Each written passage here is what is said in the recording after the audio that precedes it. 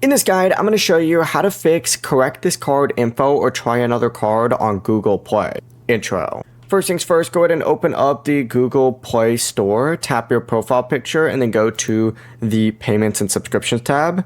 Once you do that, go ahead and select Payment Methods, and then select the card that's giving you the error, and check that the card number, the expiration date, the security code, the billing name, address, and the zip code are all entered correctly. If anything is wrong, update the information and save it, and make sure that the card hasn't expired and that your bank allows online and digital purchase. You can also remove the card from your Google account and then add it again with the correct information, but after that, just restart the Play Store and try that purchase again.